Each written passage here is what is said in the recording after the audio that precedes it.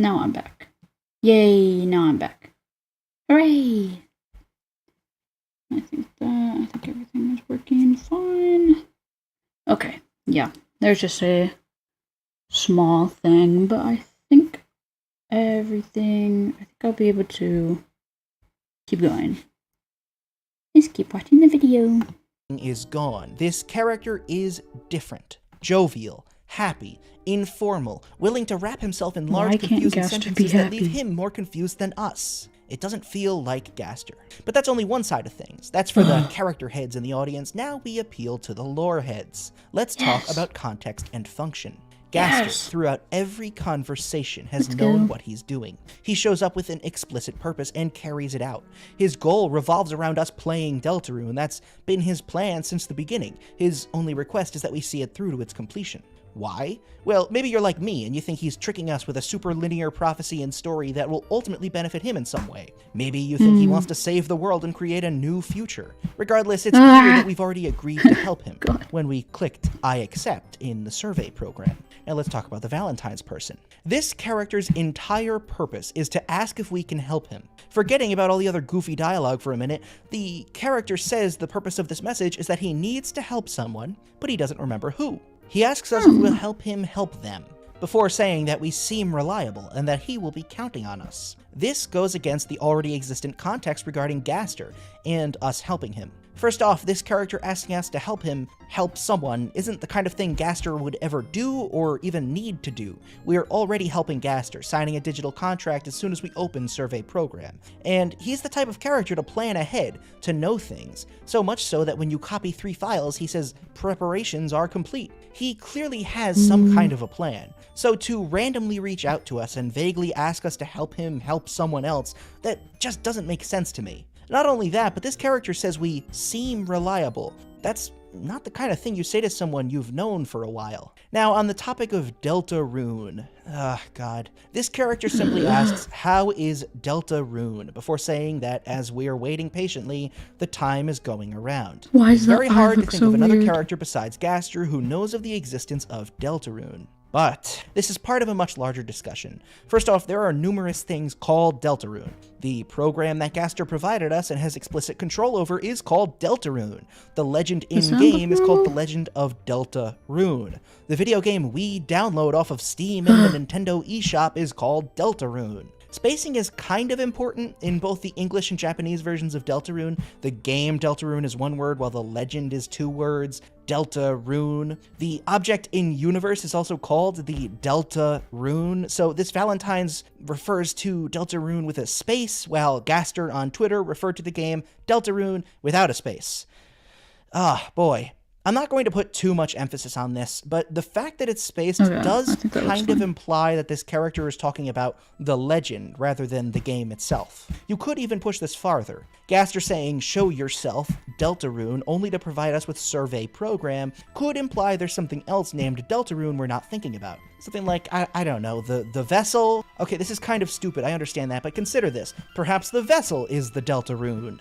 Delta can mean different or the changing of something or relating to the difference between 2 things, whereas rune can be a magic stone, an incantation, or perhaps a poem or story. If the vessel's purpose was to create a new future, could Deltarune be its formal name? Survey program, aka the Deltarune program, allows us to inhabit the Deltarune that will be used to create the new future. This is stupid. This is really stupid. But my point in theorizing it is that we don't even understand the name Deltarune yet. So to come to the conclusion that this character has to be referring to the video game Deltarune is foolish, especially when the specific separation of the words indicates they're talking about something else. Gaster isn't even the only character to have knowledge of how we interact with the Deltarune world through the video game structure. Ralsei also knows this. He specifically remarks about pressing Z. There's obviously so many more characters we haven't seen yet, and probably some characters who have similar amounts of knowledge to Gaster. But what we know about Gaster is that he's smart, he's knowledgeable, he has a plan, he's already met us, he's already asked us for our help. And this character shares none of those traits. One more thing about Gaster's backstory that doesn't quite line up with this letter is that Gaster was never actually confirmed to be forgotten. Yes, this letter could be the confirmation that's lacking this entire time. However, Undertale was kind of made a point, actually, out of telling us that Gaster wasn't forgotten. Asgore specifically took a long time to find his replacement due to his unmatched brilliance, which doesn't make sense if he didn't remember him. This line only makes sense if Gaster was remembered. And yet the character in this letter remarks that it's ironic he forgot who he's supposed to help. How is that ironic unless this character was forgotten? But that's weird because Gaster wasn't necessarily forgotten. Unfortunately, this brings me to a dead end. The character's cadence does not match with Gaster. The character's function in contacting us contradicts with what we know about Gaster. This character's language is different than that of Gaster. And yet, who else could it be? A mysterious letter that openly calls us out and asks us about how we've done waiting for Deltarune, only to then disappear without a trace? I mean, come on, that sounds like a clear sign of Gaster and nobody else. Any other character or suggestion has too little information to truly determine if it's right or not. Any actual explanation requires not only ample evidence that the alternative suggestion more closely matches the style of this speaker, but also a plot explanation for why this character would act in this way and contact us in this way. So, for many, the safest answer, despite all of the above issues I've presented, is Gaster. Oh, shoot. By the way, before I move on, there's also the fact that the Japanese style of speaking for this character is entirely different, and according to a few Japanese speakers, is so different it would require a logical leap to come to the conclusion that this is Gaster. I don't want to talk about this too much, okay? But pause if you want to see what I have to say. What? Okay, so as I was saying, Gaster. It all goes back to Gaster.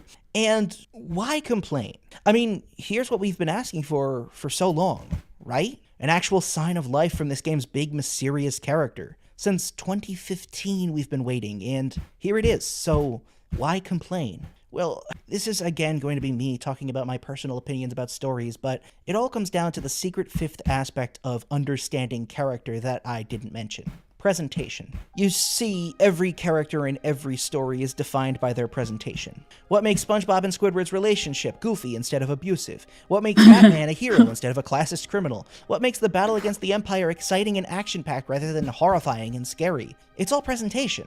Concepts and facts are nothing without serving them to us on a silver platter of purpose. People come and go from your life. You watch millions of stories pass you by every single day. Millions of heroes in their own battles. But you couldn't care less about the person who just saved a life, who finally won his own battle against evil, who discovered something magical that in his eyes gives new meaning to life, because you just watched him pick his nose and throw it on the floor. That's disgusting.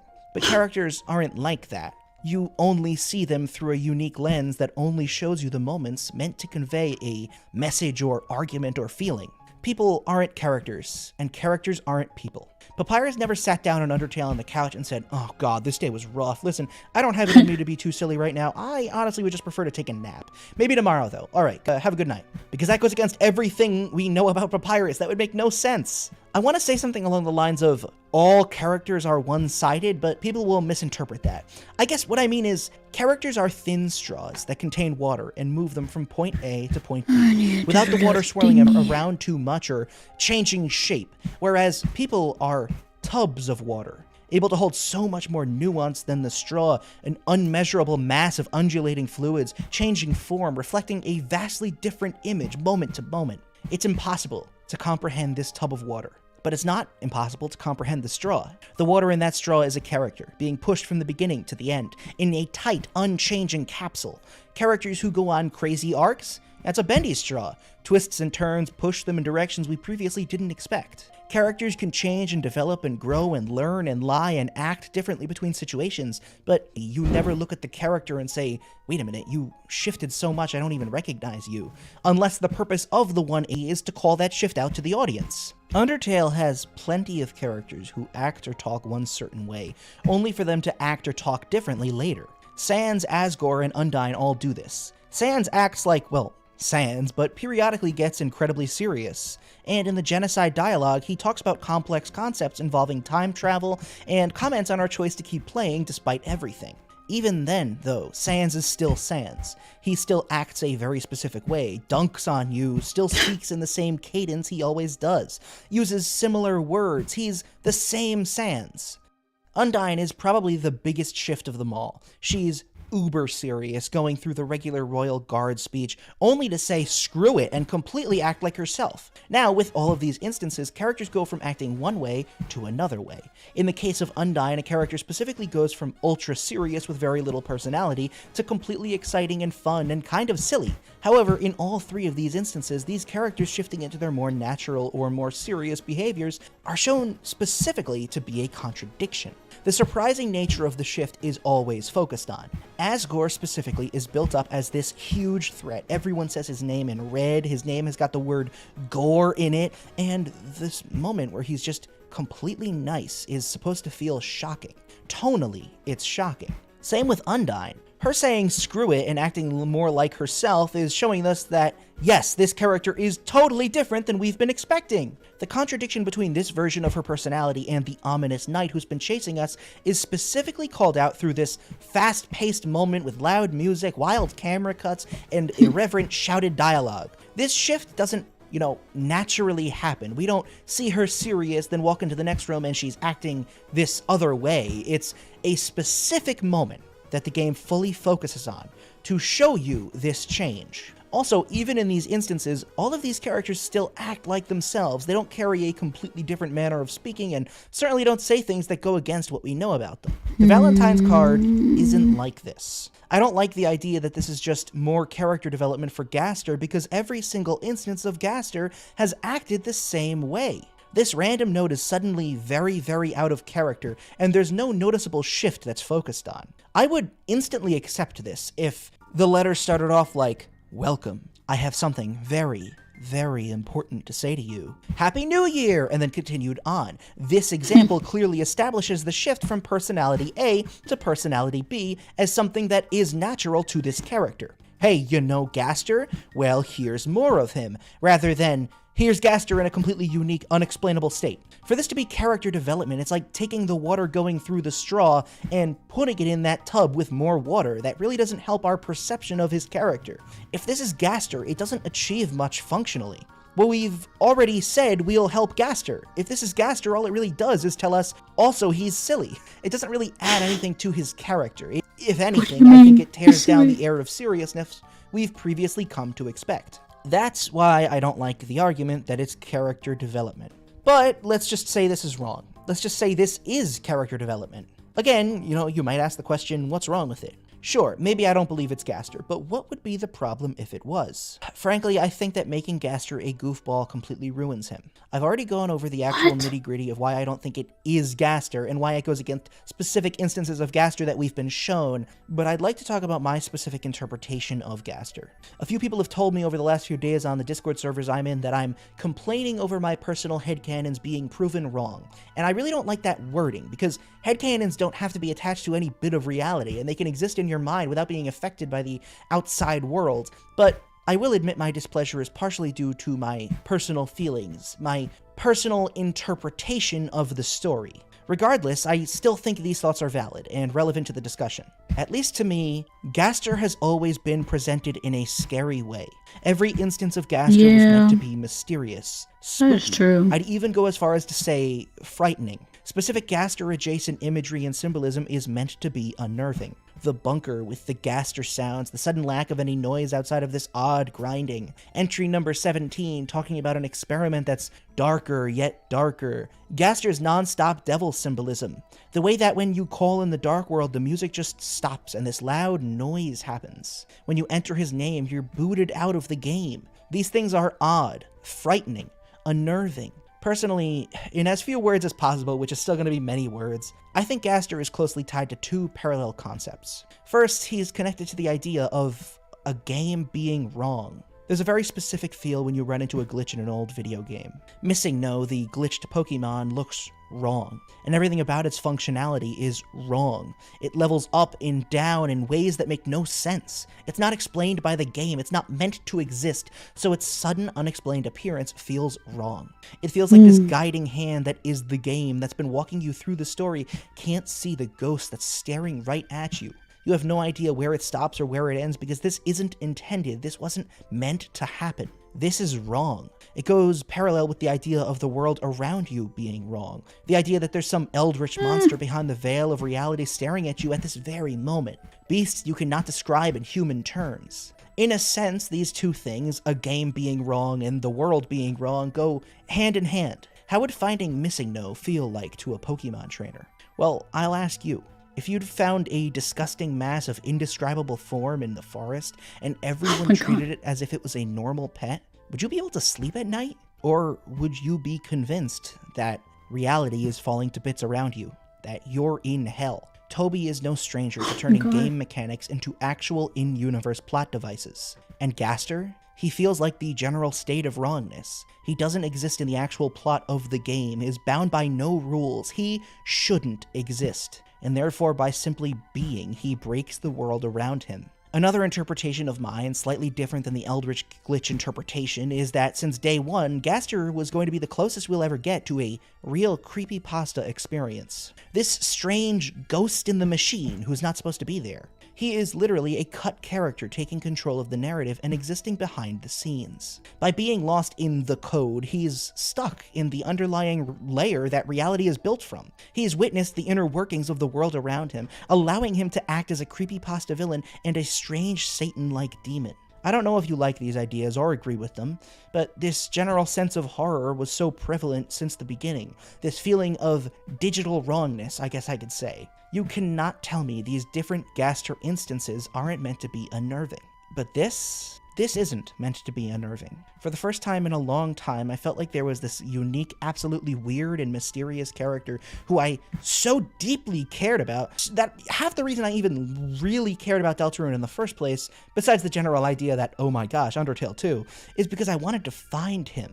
If this Valentine's was Gaster, I would be disappointed. It's like if a Pokemon trainer found Missing No and then went on to say, yeah, they're my little glitchy, weird reality buddy. Like that, I guess this is going to sound like super, super annoying, but it's kind of like that, I guess, Gen Z style of absurdist humor where absurdist concepts are taken in stride rather than questioning them. I've seen it. I can't come up with an example. Say straw man all you want. I don't care. I know that, the general feeling of, oh yeah, an eldritch demon? Well, want to go watch some movies together? That kind of lack of reverence, I guess? I'm not sure. This is clearly not in the script, as you can probably assume. I don't like the idea that this character who's been built up in this specific way with this specific horror feel is suddenly not scary. Like, yeah, you know how creepy and weird he is. Well, he's your buddy. I don't like that. I mean, I understand that silly characters can have serious stories, but this feels not like a natural expansion to the character Toby's been bringing up, but a complete 180. I said it before, and I'll say it again. I don't think this is a super cool personality for Gaster to have, and I definitely don't think that this is a very unique personality for Gaster to have. Over the last few days, while trying to come up with non-Gaster alternatives to who could have written this letter, so many people have drawn comparisons to other characters, saying, surely it's actually this character. It sounds like something they'd say. And yeah, I said earlier that it sounds like dialogue Papyrus would say, removing the context and specific mentions of being forgotten or Deltarune. And it's true. If some of this dialogue was spoken by Papyrus, I don't think it would feel out of character. If some of this dialogue was spoken by Jevil, I don't think it would feel out of character. If some of this dialogue was spoken by silly Undertale NPCs, I really don't think it would feel out of character. Whimsy, jokes, and fun aren't things that Deltarune characters are lacking. This type of personality isn't something that I was desperately waiting to see in Deltarune. It's the exact type of personality I've already seen a lot of in Deltarune. Frankly, I don't really understand the excitement that this is giving some people. Why is there excitement for Gaster just being, scrunkly goober number 78? Why is this characterization exciting? I understand that having fun characters is fun. It's fun for the fan base, it's fun for fan art, it's fun for people that looked forward to seeing this character after so long, but I don't think Deltarune is short on fun characters. I'm willing to bet that by the end of Deltarune, there will be plenty more characters like this. Characters who are whimsical and somewhat confused but still full of spirit, talking in silly mixed-up riddles, just like there has been for some time now. Right now, we only have a handful of main antagonist options. The most interesting one is Gaster, and I really don't think that's debatable. Are people this excited for the possibility of a faceless titan as a final boss? For an abstract god who represents the concept of fate or something? I feel like the only one character with enough of a personal connection to be really meaningful in that role was Gaster, and this just isn't that character. I want Gaster to be different than the rest of the characters. I want him to be unique, to be the darkness that all the other antagonists in the game don't have. The pattern of ominous or threatening character turns out to be silly and joins the gang has been present throughout the entire series so far, both Undertale and Deltarune, and for quite a while I've been saying to myself, no, Gaster's not going to be like that. He's not going to be some silly guy like the rest of everyone else. From the beginning, I've felt like Gaster is the point. Not the point of the whole game, but one of maybe 3 key core concepts that Deltarune grew off of. This is him falling in line. This is him speaking in that silly style that we know the game's for. This is him being defanged and letting us know that our silly adventures we're excited for won't have him standing in the way. We're his special helpers. And I just don't like that. To get off script again for a moment, I know there are other creators, I know there are other people in the fan base who love the idea of Gaster being a silly guy. And again, it's really up to personal feelings. I'm not going to tell you you're wrong. If anything, I'm kind of jealous that you're excited over this, because it's like, man, I wish I was excited over this. I get it. I get the enjoyment of these silly kinds of characters. I'm not blaming you. I'm not saying you're wrong. I'm certainly not saying you're wrong. God, I'm all big on like personal experience and letting people believe things. I super believe that it's okay if you like this. And I'm not saying that this is objectively bad. I personally feel like this kind of dialogue is too close to everything else in the game to make me, care about Gaster as much as I did when I felt like he was some kind of oddity, some wrongness that's completely different than everything else. And I don't know. I know even if he was going to end up like this, I wish that it would have been down the line at some point, much later, once his main story stuff has concluded. I don't know. And I mean, on top of things, my complaints might be objectively wrong. Carl Jung, philosopher, created the theory of collective unconscious. Basically, Carl argues that a segment of every mind contains similar imagery and concepts and is inherited. Like every mind taps into a layer of unconscious that holds core principles we all base our stories off of. This theory can be used to discuss the creation and spreading of myths. And, well, I kind of think that every person has their own individual layer of unconscious that they pull from. It forms as you get older, your experiences, the things you like, the things you hate, all feeding it. And it's distinctly yours. Recently, I've been watching videos of the Earthbound Halloween hack, trying to explain some of the weird similarities between it and Deltarune. The concept of choices not mattering, the roaring dark, an unsolvable maze. I keep asking myself, is this really a coincidence? Are all of these repeating ideas in Toby's work leading to some grand story he's always wanted to tell? Is it all linked somehow? Is the Earthbound Halloween hack the origin of Deltarune? And I mean, no. Perhaps that individual layer of unconscious in Toby's mind is drawn upon every time he writes a story, makes a game, writes a character. These repeating terms and ideas are things he likes, concepts and terms that fascinate him. Odd patterns between games are more so the mark of Toby Fox's style rather than some secret link. By complaining about the possibility of Gaster ending up like the other Deltarune characters and wishing that my interpretation is still the right one, perhaps I'm attempting to cut a hole through his unconscious layer. I'm ruining the basic foundation of the Deltarune world. Maybe Gaster, like everything else in Deltarune, feeds from that layer in Toby's mind. And to make him something else, something that I would like, is to essentially ruin Deltarune. Maybe not. Don't get me wrong, this isn't me going back on my thoughts. I do very much believe that this is a step in the wrong direction if it truly is Gaster. And I do truly believe this isn't him. But perhaps by trying to argue an alternative, what I'm doing is coming up with a game that isn't Deltarune anymore. I want to include these counterpoints that, maybe I'm just wrong, because I don't want people to think that I'm so overly negative for the sake of being negative. I'm not saying, silly Gaster is objectively bad and anyone who thinks otherwise is wrong. I'm saying I really had a completely different interpretation of this character. The kind of creepy, Ben drowned but actual game character where he's going to be a big thing in the plot, and he's also this big thing for us. In the same way that Noelle seems to be trying to find Des, we've been trying to find Gaster. Anyways, I guess that's how I'll rationalize my personal distaste for this. I hope you guys don't hate me for that little rant. If it's not Gaster, though, who is it? Now, there are plenty of options, but also there's only really two. Essentially, I can give you an infinite number of theoreticals here. This is a goner. This is someone stuck in the same void as Gaster. This is someone who's exploring a darker world. This is a fragment of Gaster. Anything like that requires one thing we don't have, the end of Deltarune. As the plot evolves, we'll learn more about the makeup of the Deltarune world. This could easily explain away this note as being from someone else, but this is a complete theoretical. And I'd rather not end this video by saying the writer of this note is a completely new character I've just made up. Anyways, I'm starting to think this entire video is pointless because it's taken me a really long time to get here, but I know who it is. Or at least who this letter sounds like a lot more than Gaster. It's the Eggman. Now, before you write this off as another uninformed guess, let's look at the evidence. Again, let's bust out the dialogue analyzer. I'm going to be doing these both side by side to speed this up. There is one common phrase that accompanies the Eggman.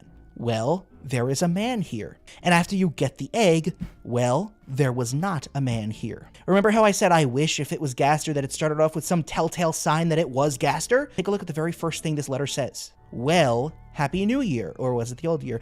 Well, in any case, how is deltarune? Two sentences that start with well before the rest of the sentence. The well isn't necessary in this dialogue, and it is separated by a line break. In either pieces of dialogue, its inclusion feels purposeful. By having the Valentines contain these instances of sentences unnecessarily starting with well, I think that this could very much be a sign that we're talking to the Eggman. The Valentine's card frequently has this feeling of going from A to B or B to A, comparing X and Y like Tweedledee or Tweedledum. Happy New Year. Or was it the old year? Was it myself? No. Well, perhaps. Put on your coat and wash your face, or put on your face and wash your coat. The bouncing between A to B reminds me of the Eggman. There was a man here. There was not a man here. The eggs are not too important, not too unimportant. In the card, the man asks, every day is a day of love if only you believe it so. Do you believe it so? He gives no response to whether you answer yes or no. This is exactly what happens in chapter 2. Well, there is a man here. He might be happy to see you. What do you think? Following your input, you get the egg regardless of your thoughts. What I find interesting is that both of these pieces of dialogue also put very much emphasis on reality being what you think of it, I guess, like asking you every day is a day of love, but only if you believe it to be the case, and it's asking you if you believe it. Same thing with whether or not the man is happy to see you. I mean, there's a sense with the Eggman in general that he's an oddity who's not defined by yes or no. He's here or he's not here, and that's how I feel with this. As far as disappearing goes, when you drop the egg, the game asks, what egg? The Valentine's note disappears, just like the man does after reading it. There was a note here. There was not a note here. This character is clearly fond of us and is quite happy in this letter. This matches with the man in the car who is happy to see us. So this is it. The constant suggestions of A or B, starting the sentences with the word well, asking you a question and basing reality off your answer, only for it to mean nothing anyway. You could even argue that, seeing as Gaster never really disappears in deltarune, the letter disappearing and having nothing once your interaction with the man was done is more a reference to the way that the man and the eggs all have the air of whether there is or isn't an egg or a man, or ever was an egg or a man, depends on your interactions and thoughts about it. Existence based on sight and thought alone. Frankly, this helps explain why the Valentine's person says it's ironic that he's forgotten the name of the person he is supposed to help. Gaster is not forgotten. I know this will be a contentious point here, but it's true. After his untimely demise, it's specifically stated that Asgore took a long time replacing him, specifically due to his brilliance and the difficulty of getting a replacement. Furthermore, the core and remnants of Gaster still exist. But this man? Well, the second he's out of your life, the second you get rid of the egg, it never existed in the first place. His name in the URL is unknown. He's forgotten. What egg? There wasn't a man here. Remember how in the Spamton sweepstakes, Noelle got a weird egg labeled special? Do you remember that? Okay, everyone, rather than accepting the obvious, jumped to the conclusion that this was Spamton's white egg and that Noelle is Spamton's mom. Yay! But that's not the case. No, because Spamton himself confirms that the blue peepus was entirely different and the white egg was not his. In Noelle's blog post about the white egg, she gets the egg. It's given a message alongside it that says special. She cannot get rid of it, and when she clicked on it, all it did was make a weird sound. If you use the egg in deltarune, all it does is make a weird sound. If you throw it away, it re-enters your inventory when you enter another dark world. The egg eventually left Noelle. It left home due to happiness. Happiness, the only emotion that the Eggman is shown to have, and the only word that really does describe the emotions present in this Valentine's card, and is even in the Valentine's card itself. The most important part? Noelle doesn't remember the name. Of the egg. This isn't a side detail that's brushed off. She can't remember it despite just desperately trying, and the fact that this is focused on. It's focused on. They literally say, one more thing, I can't remember the name of the damn egg. It's been driving her crazy ever since. She cannot remember it. This character has been forgotten. Spamton specifically explains that Noelle's white egg is another man's treasure. the man. The only man who's been called out to us, the Eggman. What this means is that the Eggman has a purpose beyond handing us random eggs. Who is he? What is his goal? Well, very easily you could say that he, too, is a Gaster fragment. He's another piece of Gaster, or whatever. Really, it doesn't matter to me what his actual name is. It could be Gaster, it could be something else, it could be Johnny, I don't know. What this tells us is that Gaster, in all his voidy power, is not alone. And the Gaster from the intro hasn't been relegated to a silly side character just yet. So in summary, this letter doesn't expand on Gaster. It goes against everything we knew about him. Every mark of Gaster's dialogue is absent from this character, but instead he sounds just like the Eggman. The repeated use of the word well to start a sentence, the binary existence or non-existence based on perception, the disappearing after interacting with the letter, the being forgotten. And while the Eggman sure could be some variant of Gaster, it's important to note that Gaster, the intro Gaster, and the Valentine's writer are two separate characters. Thank you for watching. I am positive Gaster's gonna be the final boss. It's gonna be awesome. He's gonna say, I am evil, and Satan, and Ben drowned, and now I'm gonna kill you. And it's this cool fight where Phantasm Penumbra plays, and it is the coolest fight in all of gaming. Oh, the Ghost in the Machine is back, and every version of Christian Death is awesome. It's here, and it's so cool, and I am sure, and if I'm wrong, I am going to make the most scathing review of the game. Okay. Alright. What to watch next? Whoa. No.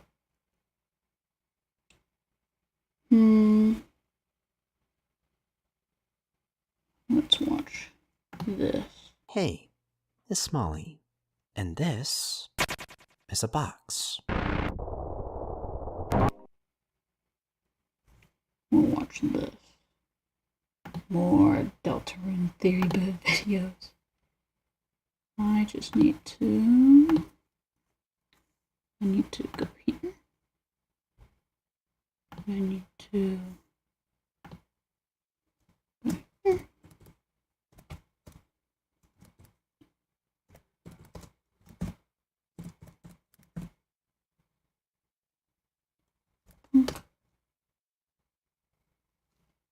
I'm just putting the video in the chat. Oh wait, that was the wrong chat.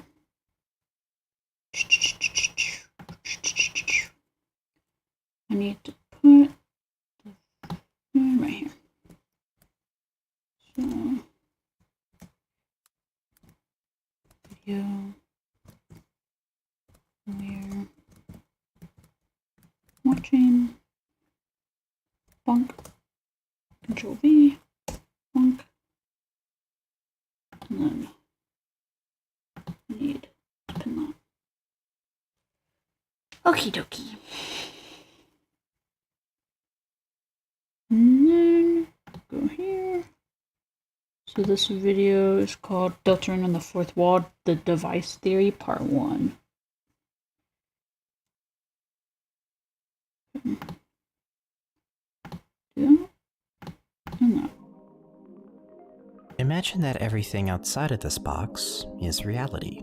Or to be more specific, your desktop, or whatever system you're using to run a software. The thing you need to connect to really anything.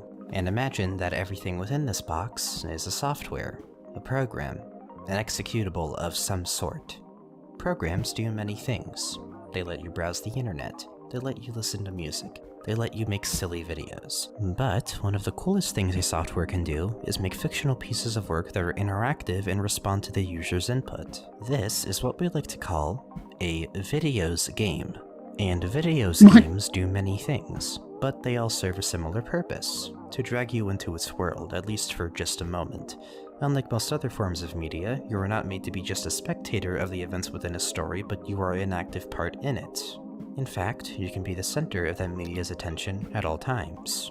This is how most video games operate.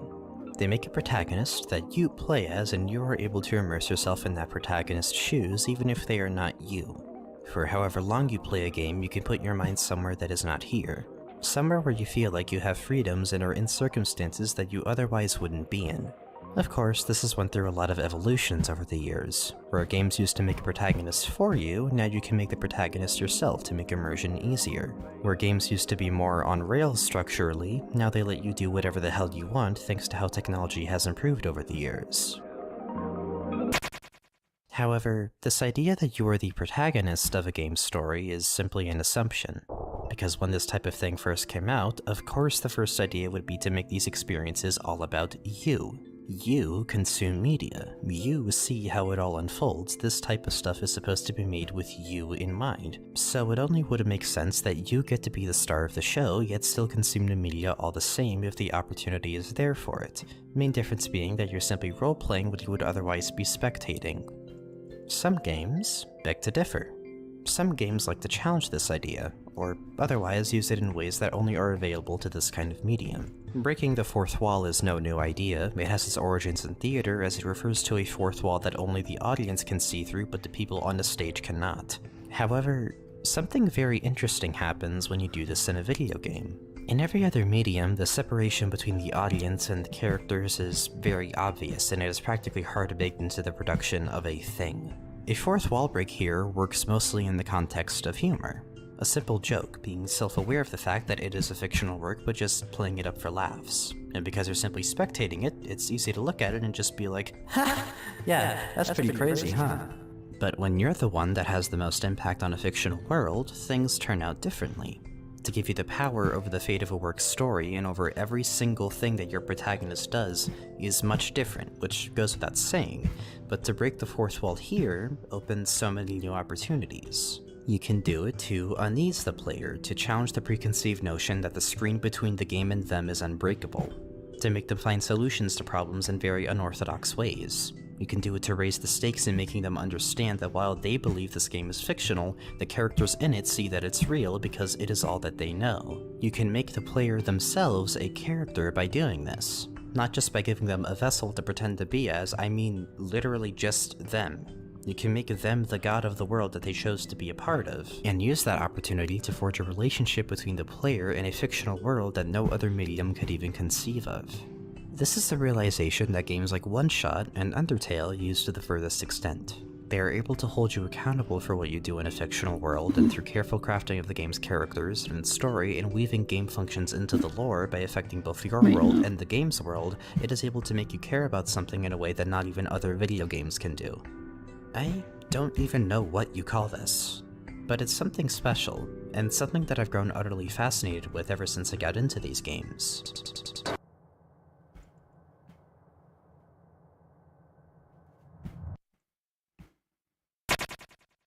But to wrap back around, it is something that a software can do.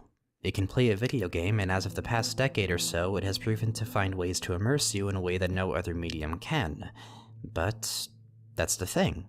Beyond this, as a program, this is what it does. It plays a video game. Surely, it's just that simple. I mean, you play video games to immerse yourself in another world to some capacity, even if very little. You play them to connect to something that isn't real, but you just want to get lost in something that takes you somewhere nice, that lets you pass the time, or to just feel something. You play them to connect to something. What if we could deconstruct that? What if there was a game that realized this? A game that is made by a fictional character from within that series' universe that is actually meant to be a piece of software built for a different purpose within that game's lore. In this context, the software is not literally the game and the world representing it, but it is simply a program that was made with the sole purpose of connecting you to this other world. And this other world is its own box somewhere within this already established box that is said software. And this other world, too, is capable of doing the exact same thing you're doing, it itself believing that it's real and everything that it makes within it isn't. This game is made under the pretense that you are not running the game world itself on this software, but that it is connecting you to an instance of it. And to reiterate, reality is outside of all of this, and typically everything within is just fiction. So, what happens when you make that fictional thing not only believe that it is real, but have it create its own fiction? What happens when you go several layers deep, further away from what we or even the game's characters themselves deem to be real? What if we could get more fictional than fiction itself? Wow.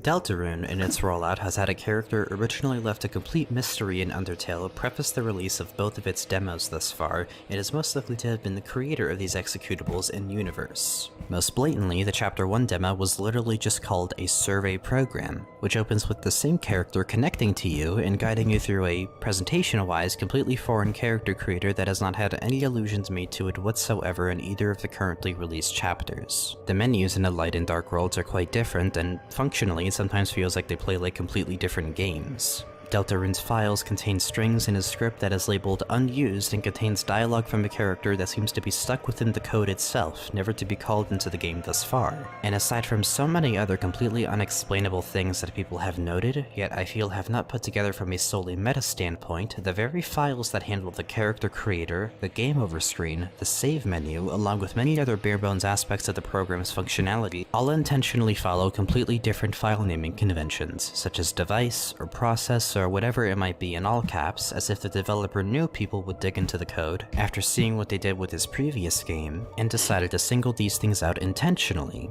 for they will probably become relevant later. In essence, the recombination of very specific things singled out in the files that you would not know of in-game, the nearly endless amount of things in the game that border on breaking the fourth wall but just barely graze it, the constant allusions to an entity that has been able to literally communicate to us on Twitter at least twice now, and yes, even the differences in the presentation of the game's menus and user interface between the game's worlds, and what points of the game you're in currently, I believe there is significant importance to find in these aspects of the game and in examining it as purely as software meant to connect us to Deltarune's world, completely detached from it or ours in regards to Deltarune's meta-narrative, and perhaps even some of the burning questions that have been on the community's mind since before we even knew of the game's existence.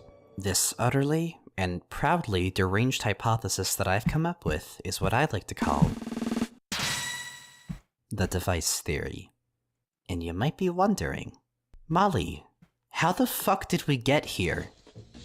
Well, as I have shown you, there's a lot that drove me to this conclusion, and I want to spend this, not video, but series going over not only why I would even consider something like this, examining all of the more meta aspects of Deltarune that I feel are worth noting, but also going over why I think it matters for Deltarune's message. Because I'm more concerned with how we can take all of these pieces and put them together. What picture does that paint for Deltarune as a whole? Of course, it's not easy to make a theory this outlandish, this frankly fucking unhinged, but it's not like this is something that is without any precedent. After seeing how far Undertale was willing to go to get its message across, what exactly is stopping Deltarune from doing something equivalent to it? Especially considering that Deltarune was the first idea that Toby came up with before Undertale. If nothing else, if I'm dead wrong, I hope at least that this series will serve as a decent compilation of how I believe Toby plays with the fourth wall and the game-to-player relationship in his work, because it's something that I've always been fascinated by, and I want to make something to show my love for it. And I'm happy to even just make something to compile all these findings that are otherwise, I think, a bit all over the place and perhaps not so common knowledge to a portion of its players. In a way, this series pretty much just serves a dual purpose. It's 50% compiling information about a very specific part of Deltarune's design that I've been taken aback by for a while, and the other 50% is the completely insane theory that I've had in my head to try to justify said information that I've compiled. So, if it seems like I'm treading a lot of familiar ground for a chunk of it, then I guess that's kind of the point. Having it all in one thing is something that I think would be nice to do while we're still many chapters short of the full experience. Originally, this was even going to be just one video, but as I have come to learn going deeper into the rabbit hole of Deltarune crackpot chaos, there is no way in hell you are going to make me export a 5-hour-long video. Yes, there is that much content in this, so that's why I'm referring to this as a series, a 3-part series more specifically. The first part will be laying some groundwork for the device theory by examining Undertale for a bit, and then discussing everything notable that I found in the 2018 survey program demo of Deltarune. Part 2 will be going over the 2021 demo with chapters 1 and 2 in it, as well as the Spampton sweepstakes that happened a year after.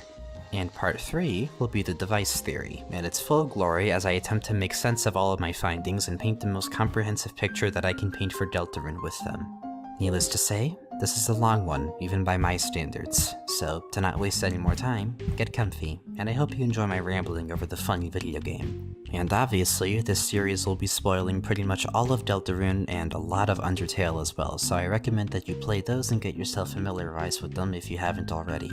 Either way though, to start off, let me take it back to 2015, to briefly examine how the game before it handled the fourth wall. That is to say, the complete lack thereof.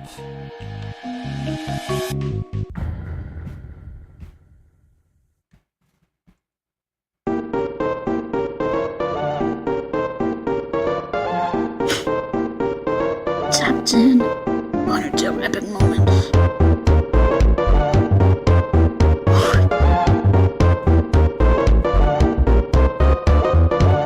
Oops, wrong thing.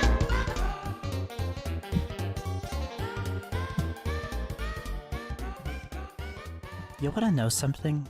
It's really fucking hard to make a video like this without me just gushing over how good Undertale's story is or about other stuff before I even get to go over what I was trying to make this video about in the first place. I've made several drafts of just these first few segments of the video, and this whole time I struggled to really keep it concise because there is honestly so much I'd love to talk about for both of these games. However, I really do want to put as much time in this series as possible into the theory itself, or at least into actually talking about Deltarune, so to keep it straightforward. A lot of this is pretty much information that's aged 7 years, and I'm assuming you already know most, if not all of it, so I don't want to go into an insane amount of detail about it. However, Undertale does set a lot of precedent and gives a bit of insight into how I believe Toby approaches storytelling in video games as a medium. That, and some of the information within Undertale, gives a bit of context for Deltarune, and more particularly its initial rollout. And after playing through the game to get footage and overanalyzing the fuck out of it, taking note of every use of fourth wall breaking or otherwise making reality part of the story itself, I managed to put together a short but comprehensive list of what I believe makes this game click, and what Toby did exactly to make this game's message as effective as possible. Let me introduce to you the unofficial 3 essentials of Toby Fox's meta-narrative. 1. Some game mechanics in Toby's work have to be diegetic. And to quickly explain, that just means that some game mechanics have to be hard-baked into the game's story rather than simply a feature for the player to use without consequence or impact on the story itself. Maybe not all of them, but especially mechanics that would be most relevant to the story, and furthermore the message of the game, must have a purpose not only to the player, but to the characters within. In Undertale, this is your save slot and loading and resetting. This is stuff like the game window name changing and being able to move or close itself automatically, or the concept of fading emotional investment, or debatably, even the narrator. Whatever it is, it's Toby's way of making sure that everything you do has an impact on the world in some way or another, completely breaking the wall between what is simply a feature and what is a plot mechanic. This is how things like Photoshop Flowey, or staring at a blank screen for 10 minutes after a genocide route, can be in the game, and yet both prove extremely effective in context with the game's story and message. 2. The player and the protagonist are made clearly distinct and are their own characters in universe. They are not one and the same no matter how hard or easy it is to project yourself onto the protagonist. In Undertale's case, this takes the form of making a clear divide between you, Frisk, and Kara. No matter what route you do, you end up learning through some means, especially in true pacifist or genocide, that you are your own character that is separate from Frisk and or Kara. While Frisk may be easy for you to project yourself onto, they are still revealed to have their own name after fighting Asriel, and even if Kara is the one you give a name to, despite their potential role as a vehicle for the game's message, they are still revealed to be their own person, with their own flaws and their own unique behaviors not inherently decided by you. In doing this, the game is able to more effectively carry out the game's message by making sure that you still feel the impact of the things that happen in the game, and that you can't use the protagonist as cover for it. Hell, depending on what you do, they might even try to hold you accountable. And finally, 3. There is at least one character in the game that acts as the most direct connection to you, the player. I am not referring to the protagonist necessarily, but rather a character that can act as a vehicle, a living testament to what this game is trying to tell you, someone who is almost just as much outside the bounds of it as you are. In Undertale, this is in the form of Flowey and perhaps even Kara. They are both able to keep a constant— I am really tired, so I'm going to